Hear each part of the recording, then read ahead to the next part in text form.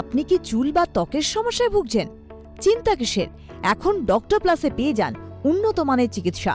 একই ছাদের তলায় আপনি পাচ্ছেন anti ageing treatments, laser therapy, unwanted hair reduction, chemical peels, hair fall solutions, skin polishing and brightening, pigmentation correction, skin tightening, tattoo removal, acne scar removal, warts and skin tag removal ও আরও অনেক সুবিধা। বিশদ জানতে call করুন অথবা আজই আসুন ডক্টর প্লাসে। নমস্কার, সবাইকে স্বাগত জানিয়ে শুরু করছি আমাদের এখনকার অনুষ্ঠান অবশ্যই ডক্টর প্লাস। ডক্টর প্লাস একটাই কথা বলে, সুন্দর ও সুস্থ জীবনের কথা বলে ডক্টর প্লাস। তাই আমরা যখনই ভাবি সুস্থ এবং সুন্দর একটি জীবনের কথা, প্রথমেই মনে পড়ে কিন্তু ডক্টর প্লাসকেই। আজকে বিভিন্ন বিষয় যেমন আমাদের থাকে, আজকেও একটি বিশেষ বিষয় রয়েছে, ভীষণ কমন একটি বিষয় নিয়ে আমরা আলোচনা করব, যেটা আমরা প্রায় প্রত্যেকেই জানি, পাইলস। এবং পাইলস যখন বলি, এর পাশাপাশি কিন্তু আরও দুটো কথা উঠে আসে, ফিশার এবং ফিস্চুলা। সুতরাং পাইলস, ফিশার, ফিস্চুলা এই কথাগুলোর সাথে আমরা অনেকেই কিন্তু স্বল্প বিস্তর পরিচিত, কিন্তু এগুলো আসলে কি, কোনটাকে আমরা আলাদা করে চিনতে পারবো, এ বিষয়ে বিশদে যিনি বলতে পারেন অবশ্যই একজন ফিজিশিয়ান, যিনি ভালোভাবে আমাদের গাইড করতে পারেন যে কোন সমস্যাটা আসলে যখন আমাদের শরীরে হচ্ছে আমরা কোনটাকে কি বলছি এবং কিভাবে সেটা থেকে সেরে ওঠা সম্ভব, তার ট্রিটমেন্ট কি আছে, সমস্ত কিছু নিয়ে আজকে আমাদের আলোচনার বিষয় এগিয়ে চলবে। তবে ওপারে যারা রয়েছেন নানা রকম সমস্যায় ভুগছেন, তারাও কিন্তু অবশ্যই সরাসরি কথা বলার নাম্বারে ফোন করতেই পারেন। এভাবে আপনারাও অংশগ্রহণ করতে পারেন আমাদের এই অনুষ্ঠানের মাধ্যমে। আমাদের স্টুডিওতে এ বিষয়ে যিনি বিশদে আলোচনা করবেন, অর্থাৎ পাইলস, ফিশার এবং ফিস্চুলা, যেগুলো নিয়ে নানা রকম দ্বিমত রয়েছে, দ্বন্দ্ব রয়েছে এবং আমরা বুঝতে পারি না, আলাদা করে চিনতে পারি না কোনটাকে কি বলছি, আজকেই এই অনুষ্ঠানের মাধ্যমে কিন্তু ক্লিয়ার হয়ে যাবে বিষয়টা। এ বিষয়ে আলোচনা করার জন্য আমাদের স্টুডিওতে উপস্থিত রয়েছেন renowned doctor Parthapratim Mondal, associate professor of Sagar Dutta medical college and hospital. অনেক স্বাগত ডক্টর। নমস্কার, সবাইকে ধন্যবাদ। আজকে যে বিষয়টা নিয়ে ডক্টর আমরা আলোচনার বিষয়টি লিখেছি, এটা কিন্তু অনেকের কাছে একটা বড় কোয়ারির জায়গা। একদম, কারণ কেউ বলছেন দেখা যাচ্ছে একটা ব্লিডিং পাইলস রয়েছে বা ফিস্চুলা বা ফিশার, তারা বুঝতেই পারছেন না কোনটা আসলে আলাদা করে চিনবেন তারা। একটু যদি বিশদে বলেন। আমাদের কাছে এই ব্যাপারটা নিয়ে ম্যাক্সিমাম লোক গোপন করে, এই রোগটা নিয়ে পাইলস, ফিশার, ফিস্চুলা, সবাই এটাকে একই রকমভাবে সবাই ভাবে পায়খানা করার পরে রক্ত আসা মানে সেটা পাইলস, কেউ এটাকে ফিশার বা ফিস্চুলা এইভাবে এটা মতভেদ করে রাখে। বেসিক্যালি এগুলোর ইংরেজি টার্ম, এগুলো এর বাংলা টার্ম হচ্ছে অশ্ব, ভগান্ধার, এই টাইপের বিভিন্ন রকম নাম বিভিন্ন জায়গায় দেওয়া থাকে। তো পাইলস, ফিশার, ফিস্চুলা তিনটে আলাদা আলাদা ডিজিজ, এটা কিন্তু কখনোই একরকম ডিজিজ নয়, এটা সবসময় মাথায় রাখতে হবে। তিনটে আলাদা ডিজিজ, তিনটে ডিজিজের ম্যানিফেস্টেশন এবং প্রেজেন্টেশন আলাদা, কারণও আলাদা। তো পাইলস হচ্ছে মোস্টলি যেটা হয় সেটা হচ্ছে পায়খানা করার পরে বা পায়খানা করার সময় যখন আমরা প্রেশার দিয়ে পায়খানা করি, সেই সময় একটা ফ্লাশিং অফ প্যান, মানে একটা প্রচুর অ্যামাউন্ট একটা ব্লাড চলে আসে, মানে ফ্লাশ করার মতো। আমরা যখন কোনো ট্যাপ খুলি, যেমন জলের ট্যাপ খুলি, সেই রকম প্রচুর ব্লাড চলে আসে, সেটা বেসিক্যালি পাইলস। এবং সেক্ষেত্রে পেশেন্টের কোনো পেন থাকে না, ব্যথা থাকে না পায়খানা করার পরে বা পায়খানা করার সময়। কিন্তু ফিশার ঠিক তার অপোজিট, ফিশারের সময় পায়খানা করার সময় বা পায়খানা করার পরে একটা ব্যথা থাকে এবং অনেকক্ষণ ধরে সেই ব্যথাটা চলতে থাকে, প্রায় আধ ঘন্টা 1 ঘন্টা ধরে এই ব্যথাটা চলতে থাকে পায়খানা করার পরে। এটা আপনি পোস্ট ডেফিকেশন পেন, এটা খুব পেনফুল একটা কন্ডিশন। এবং এখানে যেটা হয়, এখানে যেটা হচ্ছে পায়খানাটা চিরে থাকে এবং একটা আলসার হয়ে থাকে, ঠিক মলদ্বারের কাছে একটা ছোট্ট আলসার হয়ে থাকে। সেই আলসারটা যখন স্ট্রেস হয়, যখন পায়খানা করার সময় স্ট্রেস হচ্ছে না, সেই স্ট্রেসের সময় এটা পেন হয় এবং সেখান থেকে ব্লিড করে। এর ব্লিডিংয়ের ক্যারেক্টারিস্টিক্স হচ্ছে 1 ফোঁটা বা 2 ফোঁটা ব্লাড বা পায়খানার সাথে লেগে আসা একটা ব্লাড। এটাতে প্রচুর পরিমাণে মানে ব্লিডিং হয় না, হয়রাস পাইলসে কিন্তু প্রচুর পরিমাণে ব্লিডিং হয়। অনেক সময় কিন্তু পাইলসের ব্লিডিংয়ের জন্যে আমাদের ব্লাড দিতে হয়, পেশেন্টকে অ্যাডমিশন করে ব্লাড দিতে হয়। আর একটা ডিজিজ একই সাথে আলোচনা না করলেই নয়, সেটা হচ্ছে ফিস্চুলা। একই সাথেই থাকে বলতে গেলে, কিন্তু সেটা একটা আলাদা মানে ম্যানিফেস্টেশন, যেখানে কি একটা আলাদা এক্সটার্নাল ওপেনিং থাকে, যেখানে মাঝে মাঝে পাস বেরোয়, মানে চাপলে একটু পাস বেরোচ্ছে। ইউজুয়ালি কম ব্যথা থাকে, ফিশারের মতো অত ব্যথা থাকে না, কিন্তু পারসিস্টেন্টলি একটা ব্যথা থাকে। এবং যেখানে প্রেশার দিলে একটা মানে অল্প একটা পুঁজের মতো জিনিস বা একটা ব্লাডের মতো জিনিস চলে আসে, সেটা কিন্তু পায়খানার মলদ্বার থেকে বেশ কিছুটা দূরে। তো এইটা তিনটে আলাদা আলাদা ডিজিজ আমরা করলাম, ক্লারিফাই করলাম। দুটো এই তিনটে ডিজিজ নিয়ে পেশেন্ট মোস্টলি খুব কনফিউশন থাকে কোনটা কী ডিজিজ, যার জন্য বিভিন্ন ডক্টরের কাছে যায়, অনেক সময় কনফিউশন থাকে এবং সেটা নিয়ে আলোচনা করা যেতে পারে এখন। এবং সেটা নিয়েও কিন্তু তাদের মধ্যেও নানা রকম প্রশ্ন থাকে যে ডক্টরের কাছে ডক্টর ভিজিট করছেন, আলাদা করে আবার জানতে চাইছেন আসলে এটা কি, এরকম কেন ব্লিডিং হচ্ছে। আবার অনেক সময় দেখা যাচ্ছে কিছু কিছু পাইলসে আবার ব্লিডিং নাও থাকতে পারে, এরকম নানা রকম প্রশ্ন। তবে ডক্টর, যে বিষয়টায় আসি, যে আজকের সময় দাঁড়িয়ে কিন্তু সংখ্যাটা অনেক বেড়েছে এই ধরনের রোগে, প্রচুর সংখ্যাটা বেড়ে গেছে। সেটা ফিসুরা বলি, পাইলস বলি আর ফিশার বলি, প্রত্যেকটা ক্ষেত্রে সংখ্যাটা বেড়ে গেছে। কিন্তু আসলে এর কারণটা কি? এর সঙ্গে কি কোনো আমাদের যে জীবনশৈলী এখন তো বদলেছে সময়ের সাথে তাল দেখে, এটা কি কোনোভাবে জুড়ে আছে? হ্যাঁ, অবশ্যই ম্যাডাম। যেটা হচ্ছে আমাদের ফুড হ্যাবিট অনেক চেঞ্জ হয়ে গেছে। আমরা যুগ যুগ ধরে যে ফুড হ্যাবিটের সাথে আমরা অ্যাডজাস্টেড ছিলাম, যেমন ভাত, ডাল, মাছ, সবজি, এটা ছিল আমাদের বাঙালি বা তথাকথিত ইন্ডিয়ান একটা ফুড, যেখানে আমরা কিন্তু বেশি তেল না দিয়ে মানে আমরা রান্না করে খেতাম, বাড়ির ফুড হ্যাবিট যেটা ছিল। এখন দেখবেন প্রতি এক সপ্তাহে অন্তত একদিন করে আমরা বিরিয়ানি খাই, নইলে কোনো রেস্টুরেন্টে গিয়ে খেয়ে আসি, বা কোনো জাঙ্ক ফুড আমরা খাচ্ছি যেখানে খুব স্পাইসি থাকে এবং তেল অনেক বেশি থাকে।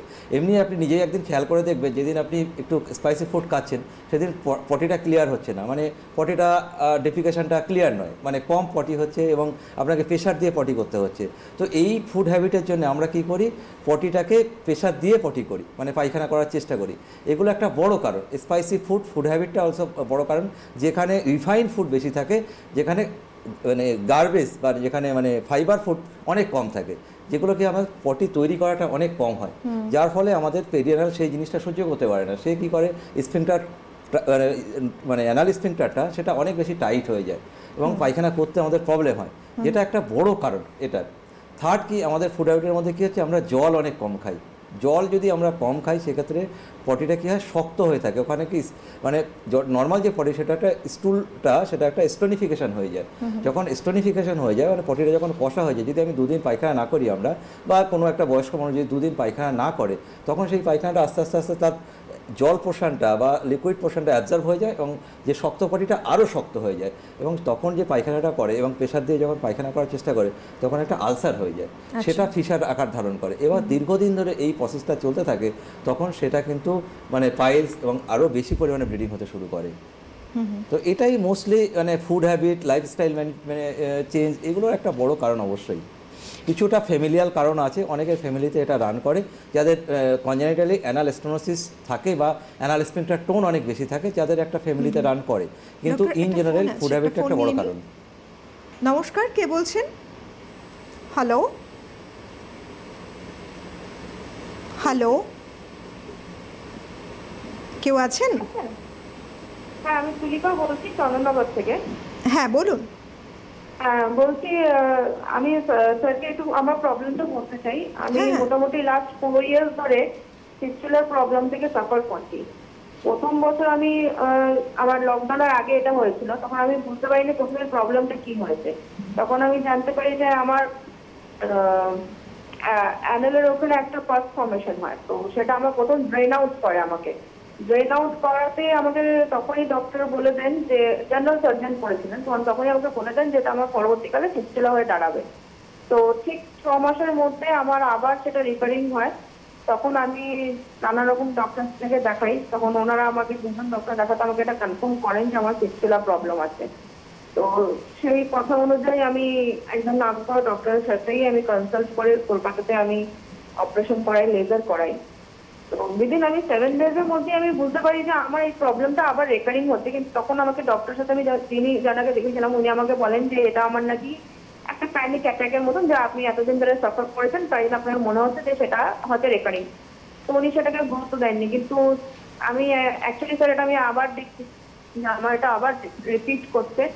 আমার আগের মতন সেম প্লেস থেকে আবার সেম পারফরমেশন হয়, কখনো কখনো বড় মতন আকার হয়, কখনো কখনো ছোট হচ্ছে, বাট আমি কন্টিনিউয়াসলি এটা আমি সাফার করে যাচ্ছি। তো এটা নিয়ে আমার কি করণীয় এখন যদি সাজেস্ট করেন আমার খুব ভালো হয়।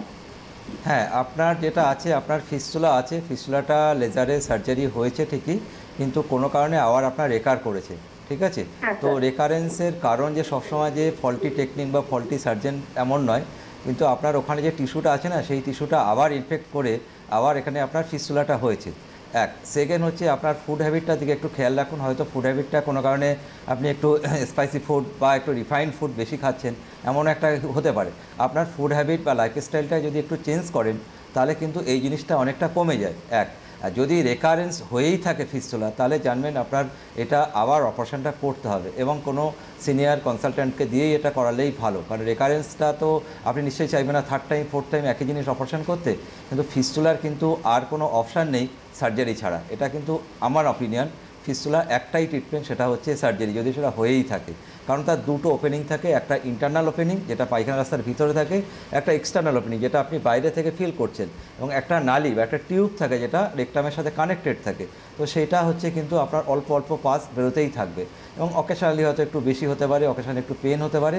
কিন্তু এই টিউব যদি পারসিস্ট থাকে, আপনার এই নালিটা যদি পারসিস্টেন্ট থাকে, তাহলে আপনাকে কিন্তু অপারেশন ছাড়া কিন্তু আপনার কাছে কোনো অপশান নেই।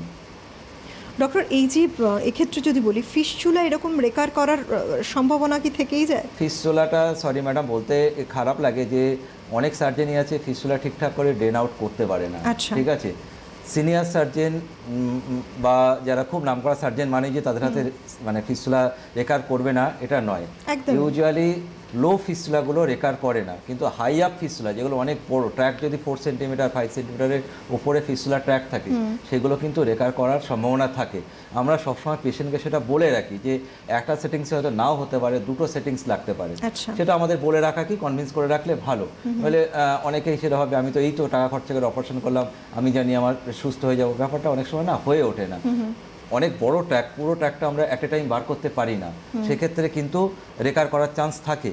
যদি ছোট ট্র্যাক থাকে মানে 1 সেন্টিমিটার বা 2 সেন্টিমিটার, তাহলে কিন্তু আমরা বলে দিই যেটা 100% কিউরেবল। বাট যখন ট্র্যাকটা অনেক বড় থাকে ফিস্টুলার ট্র্যাকটা, তখন কিন্তু মুশকিল হয়ে যায় আমাদের পক্ষে পুরো কমপ্লিট করা। সেক্ষেত্রে কনভিন্স করে বলে যে দুটো সেটিংস লাগতে পারে, দুবার অপারেশন করতে হতে হবে, সেটা প্রথমে বলে রাখাটাই ভালো আমাদের পক্ষে। নিশ্চয়ই, এবং সে কারণেই আমরা বোধহয় একজন এক্সপার্ট ডক্টরকে খুঁজি, যেখানে গেলে আমাদের সমস্যাটার সমাধান আমরা পেতে পারি, এমন একটি জায়গা খুব প্রয়োজন আমাদের হয়।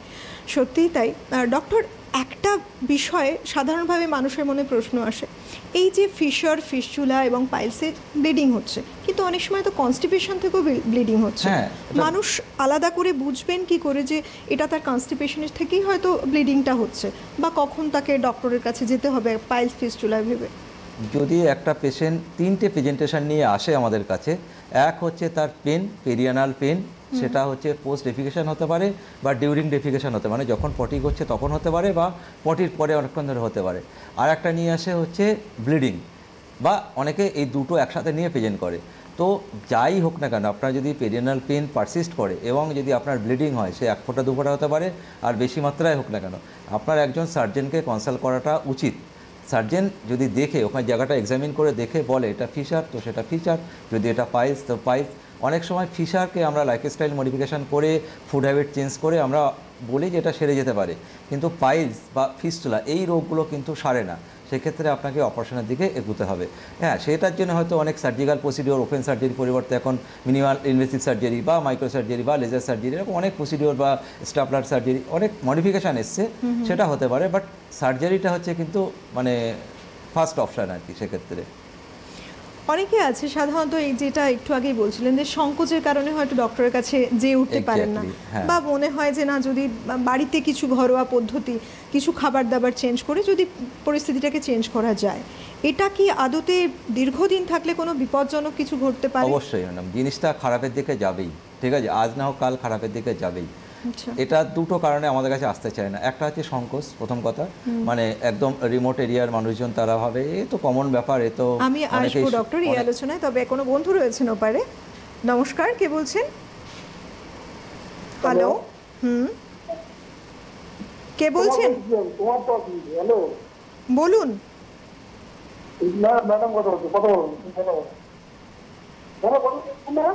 হ্যালো, কি নাম?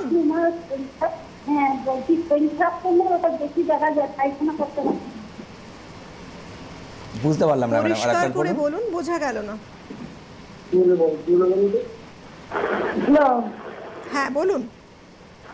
বলছি ওই যে একটা হয় ম্যানেজ হলে ওটা বেশি, ওটা শরীরটা পায়খানাটা করা হয়ে যায়, পায়খানার দাঁত দেন জায়গা। আচ্ছা, মানে ডিউরিং মেন্সের সময় আপনার এটা বেশি হয় বলছেন তো? যখন মেন্স হয়, মেনস্ট্রুয়েশন হয়, সেই সময় আপনার বেশি হয় ব্লিডিংটা?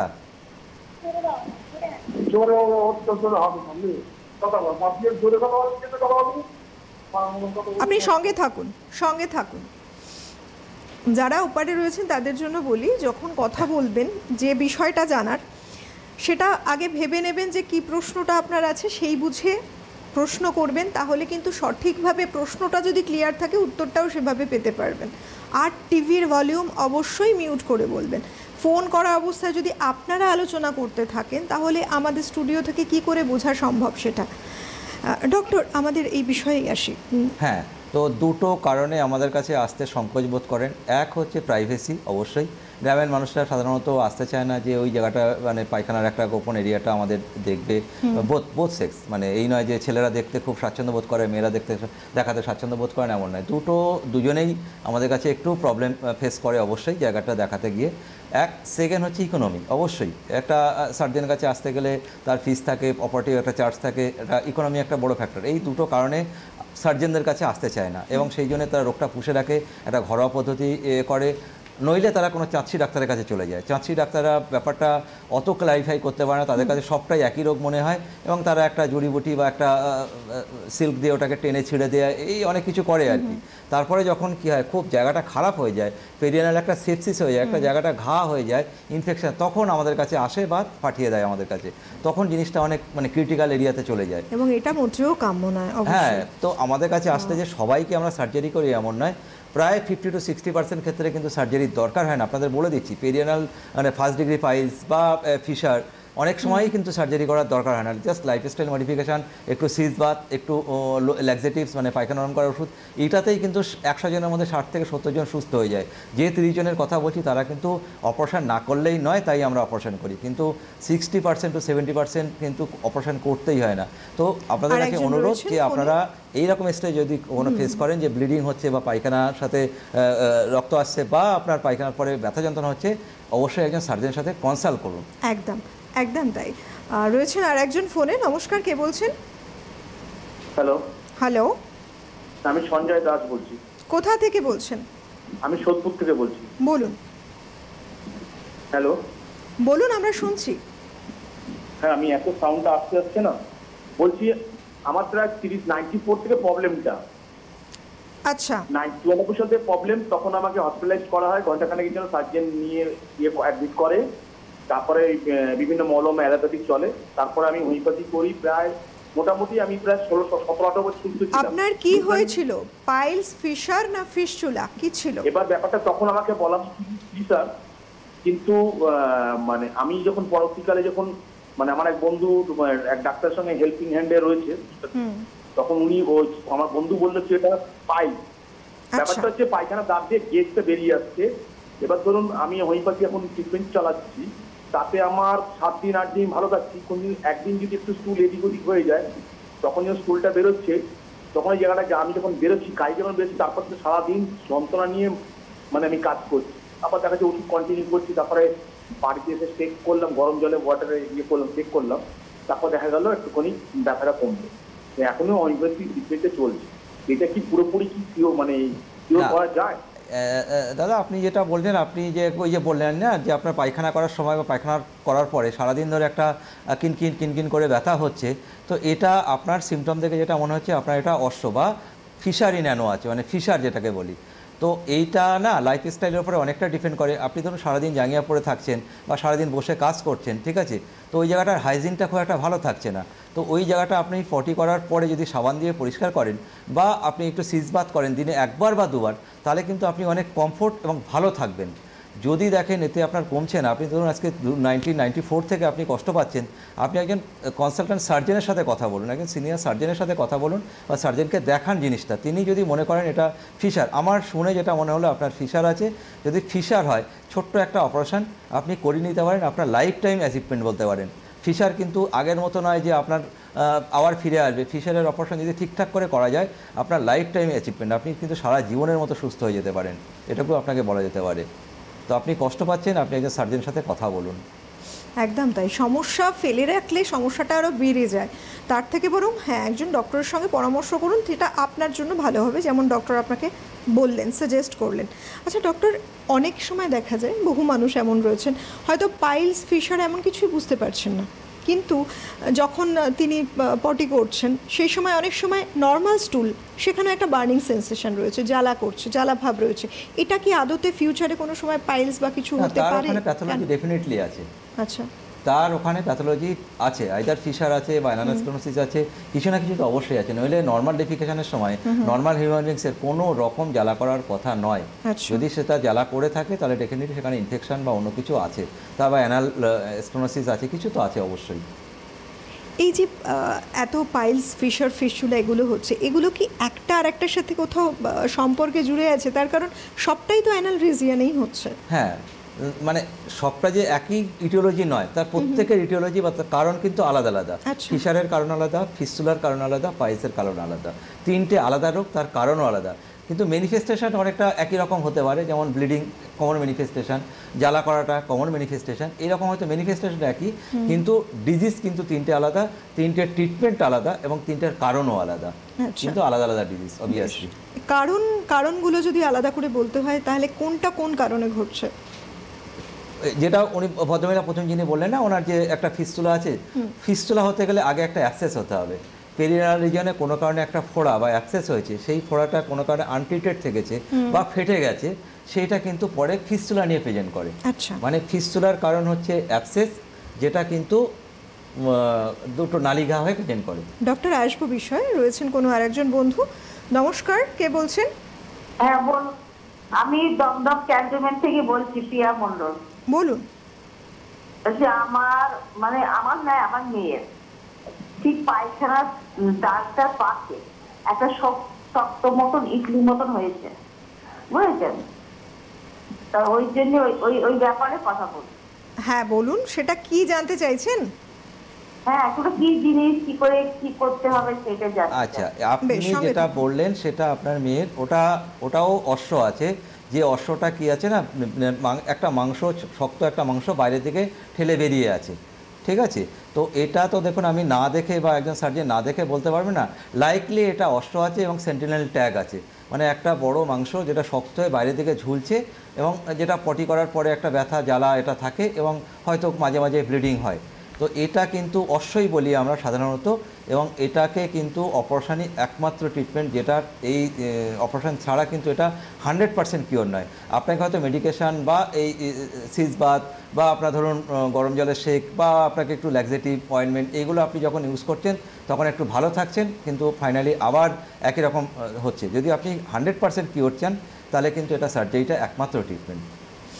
একদম, দেখুন বেশ কিছু জিনিস আছে আপনারা মুখে হয়তো বলছেন, কিন্তু একজন ডক্টর দেখে ঠিক করতে পারবেন, ঠিকভাবে বলতে পারবেন, সঠিক ডায়াগনোসিসের পরেই সঠিক ট্রিটমেন্ট সম্ভব। দেখুন হেল্পলাইন নাম্বারে ফোন নাম্বার রয়েছে, যে নাম্বার রয়েছে সেই নাম্বারে কন্ট্যাক্ট করুন। ডক্টর কবে কোথায় চেম্বার করে সেই হিসেবে জেনে নিয়ে সেখানে দেখাতেই পারেন। কনসালটেশন বিশেষ করে প্রয়োজন। আর যে কোনো সমস্যার যদি শুরুতে আপনি কনসালটেশন নিয়ে নিচ্ছেন, ট্রিটমেন্ট নিয়ে নিচ্ছেন, ভবিষ্যতে যে আপনার মেয়ের সমস্যাটা আরও বাড়তে পারে না এটাকে বলতে পারে। তাই এখন থেকে ট্রিটমেন্ট নেওয়াটা খুবই প্রয়োজন, আর সেক্ষেত্রে একজন এক্সপার্ট ফিজিশিয়ানকে দেখানোরই প্রয়োজন। হেল্পলাইন নাম্বারে ফোন করুন। ডক্টর, আমি একটা বিষয় জানতে চাই, যে অনেকে বলেন দীর্ঘ সময় বসে থাকে, দীর্ঘ সময় বসে থাকার কারণেও কি পাইলস হয়, এটা কি ঠিক?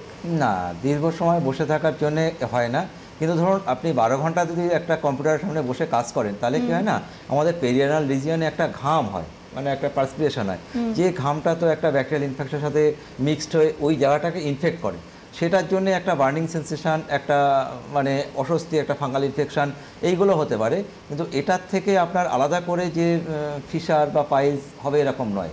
যে কারণগুলো আপনাকে বলছিলাম, যে ফিশার যেটা হয় সেটা হচ্ছে লাইফস্টাইল এবং ফুড হ্যাবিটের উপর ডিপেন্ড করে। অনেক সময় প্রেগনেন্সির পরে পরে এটা হয়, যখন আমরা অ্যান্টিবায়োটিক দিই, যখন হাই পাওয়ারের কোনো অ্যান্টিবায়োটিক দিই অন্য কোনো কারণে, ঠিক আছে, বা আয়রন সিরাপ যারা খায় অ্যানিমিয়ার জন্যে, প্রেগনেন্ট মাদাররা তাদেরকে দেওয়া হয়, তাদের একটা এই কারণে ফিশার হতে পারে। পাইলস কিন্তু একটা মানে রোগ যেটা রেকটামে হয় এবং পায়খানা রাস্তা থেকে অনেকটা ভিতরে, যেটা সাধারণত আমরা প্রোক্টোস্কোপ ছাড়া দেখতে পারি না, খালি চোখে কারোর পক্ষে দেখা সম্ভব না। যদি আমাকে পাইলস ডায়াগনোসিস করতে হয় তাহলে প্রোক্টোস্কোপ করে তারপর আমাদের ডায়াগনোসিস করতে হয়। একটা জিনিস এখানে বলে রাখা দরকার, এই পাইলস, ফিশার, ফিস্টুলা করার জন্য সবাইকে জানিয়ে রাখি কোনো কোলোনোস্কোপি করার দরকার নেই। কোলোনোস্কোপির জন্য অত টাকা খরচা করে, অতটা পেনফুল একটা কন্ডিশনকে সহ্য করে কিন্তু কোলোনোস্কোপি করার কোনো দরকার নেই। আমরা কিন্তু খালি চোখে বা ছোট্ট একটা প্রোক্টোস্কোপ দেখে আমরা চেম্বারেই ডায়াগনোসিসটা করি। এটার জন্য কিন্তু কোনো ইনভেসিভ প্রসিডিওর, কোনো মানে এক্স-রে বা কোনো কোলোনোস্কোপি কিচ্ছু করার দরকার হয় না। সত্যিই মানুষ খুব ভয় পেয়ে যান যে এতগুলো প্রসিডিওর যখন তাকে ফলো করতে বলা হয়। আসলে ডক্টর যেমন বললেন, ডক্টরের কথায় যেমন উঠে এলো, এটা কিন্তু সবসময় প্রয়োজন যে হচ্ছে তাও কিন্তু নয়। এই কারণেই আমরা সবসময় বলি যখনই আপনারা যাচ্ছেন না, একজন এক্সপার্ট ফিজিশিয়ানের কাছে যান, সেখানে সঠিক একটা গাইডলাইন পাবেন এবং ট্রিটমেন্টটাও সঠিকভাবে হবে। রয়েছেন কোনো বন্ধুও পারে। নমস্কার, কে বলছেন? হ্যালো। হ্যাঁ, হ্যালো, বলুন। হ্যাঁ, আমি হুগলি আরামবাগ থেকে বলছি। বলুন, কি জানতে চান? হ্যাঁ, জানতে চাই বলতে আমার 8 বছর আগেতে পেরিনিয়াল অ্যাবসেস হয়েছিল, আমি এমআরআই করে বুঝেছিলাম। আচ্ছা। এবার সেইটি 8 বছর আগে হয়েছিল, তখন প্রবলেম হচ্ছিল, জ্বালা যন্ত্রণা হচ্ছিল, কিন্তু 8 বছর তারপরে কিন্তু ভালো ছিল মাঝখানে। আবার বর্তমানে আরম্ভ হয়েছে এরকম জ্বালা যন্ত্রণা, রক্তপাত হয়নি, শুধু জ্বালা যন্ত্রণাটা হচ্ছে।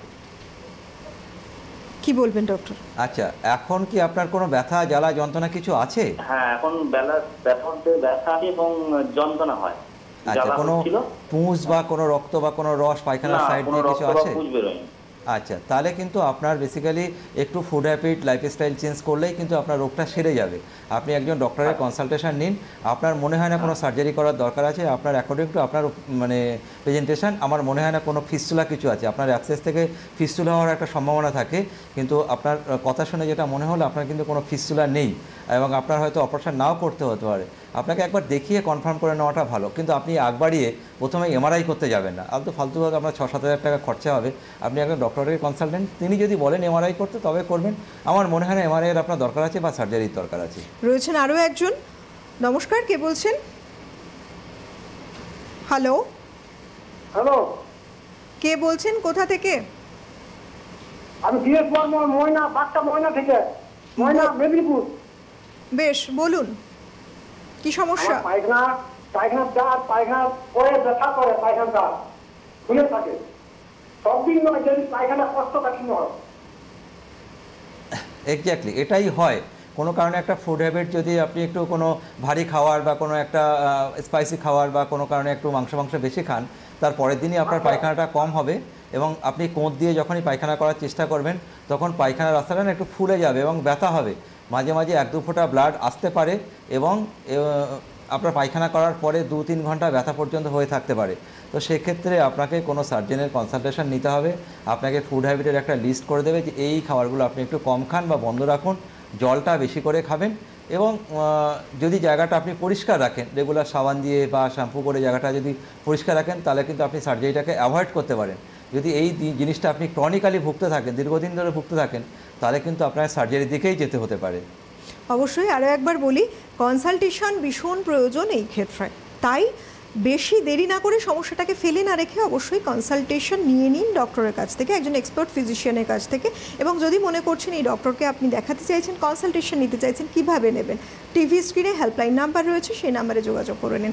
ডক্টর, আমাদের সময় প্রায় শেষের দিকে রয়েছে, ট্রিটমেন্টটা একটু জেনে নেব যে সেক্ষেত্রে 3টের ক্ষেত্রে আলাদা আলাদা কী কী ট্রিটমেন্টের ব্যবস্থা আছে। আচ্ছা, এটা দেখুন, মানে খুব সংক্ষেপে বলতে গেলে 3টে আলাদা আলাদা ডিজিজ, 3টের আলাদা আলাদা ট্রিটমেন্ট, সবগুলোই ট্রিটমেন্ট আলাদা। সিচুয়েশন বুঝে, পরিস্থিতি বুঝে, সিভিয়ারিটি বুঝে, অবশ্যই সে কোন মানে ফর্মে আছে, কোন স্টেজে আছে, সেই স্টেজে উঠে আমাদের ডিসিশন নিতে হয়। একদম তাই। তো আমি একে কথায় যদি বলি যে শুধু লেজার সার্জারি করে দেবো, ব্যাপারটা সেরকম নয়। লেজার সার্জারি সব জায়গায় সাকসেসফুল হবে না। যদি ফিস্টুলার ক্ষেত্রে লেজার করি এবং শুধু লেজার করবো বললে হবে না, আমাকে ডিসিশন নিতে হবে সে কোন স্টেজে আছে, তার লেন্থ কত বড় আছে, তার ফিশার কি অবস্থা, তার ফিশার জায়গাতে মেডিকেল ট্রিটমেন্টেই হয়ে গেল। সিচুয়েশন বুঝে সবসময় ডিসাইড করতে হয়। আজকের মতো কিন্তু সময়টা আর হাতে নেই। খুব ভালো থাকুন প্রত্যেকেই। অনেক ধন্যবাদ ডক্টর আপনাকে, ধন্যবাদ আপনাদের সবাইকে। নমস্কার। আপনি কি চুল বা ত্বকের সমস্যায় ভুগছেন? চিন্তা কিসের, এখন ডক্টর প্লাসে পেয়ে যান উন্নত মানের চিকিৎসা একই ছাদের তলায় আপনি পাচ্ছেন anti-aging treatments, laser therapy, unwanted hair reduction, chemical peels, hair fall solutions, skin polishing and brightening, pigmentation correction, skin tightening, tattoo removal, acne scar removal, warts and skin tag removal ও আরও অনেক সুবিধা। বিশদ জানতে কল করুন অথবা আজই আসুন doctor প্লাসে।